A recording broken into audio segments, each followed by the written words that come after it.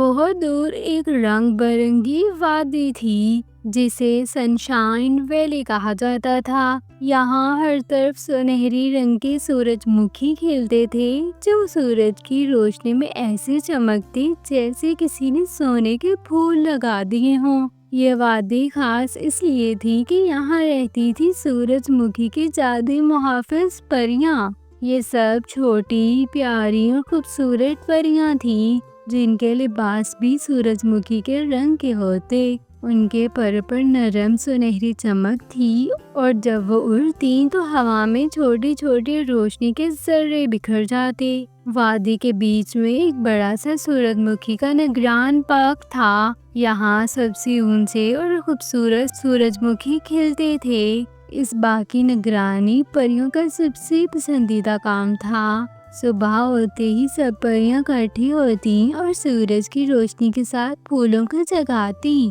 ان کا ایک خاص گیت تھا جسے گاتے ہی سورج مکھی اپنی پتیاں کھول دیتے اور خوشبو ہر طرف پھیل جاتی۔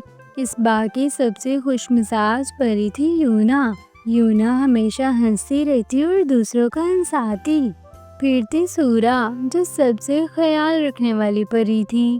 تیسری پری تھی ہانا جو سب سے زیادہ گانے میں ماہر تھی۔ ان کے ساتھ اور بھی ننھی ننھی پریاں تھیں جو اپنے کام میں ماہر تھیں۔ کوئی پانی دیتی، کوئی دھوپ کا جادو جگاتی اور کوئی خوشبو بکھیرتی۔ وادی میں ایک خاص دن منایا جاتا تھا جسے پھولوں کا شکریہ دن کہا جاتا۔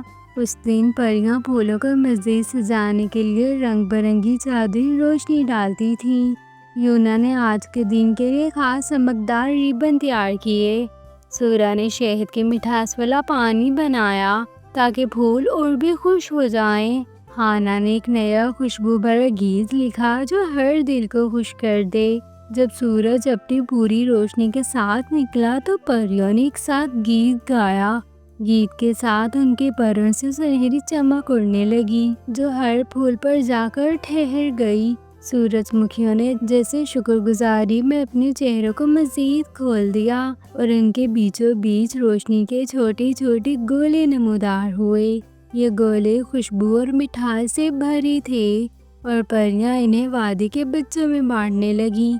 شام ڈھلتے ہی وادی میں ایک نرم سنہری روشنی پھیل گئی۔ پریوں نے گیت گائے، پھولوں کی خوشبو فضا میں تیرتی رہی اور بچے ہنستے کھیلتے رہے۔ ہانا نے سب کو اپنے بنائے مٹھاس والے جوس پلائے۔ سورا نے پھولوں کے تاج بچوں کے سروں پر رکھے اور یونا نے سب کے ساتھ کھیل کھیلے۔ سورج مکھی کی جادوئی محافظ پریاں ہمیشہ یاد دلاتی تھیں کہ خوشیاں بانٹنے سے بڑھتی ہیں۔ وہ پھولوں سے محبت کرتی، ایک دوسرے کا خیال رکھتی اور وادی میں ہر دن کو تہوار کی طرح جیتی تھیں۔ اور اس لیے سنشائن ویلی ہمیشہ روشنی، خوشبو اور محبت سے بھری رہتی تھی۔ تو آپ کو ہماری یہ سورج مکھی کی کہانی کیسی لگی؟ کمنٹ سیکشن میں ضرور بتائیے گا۔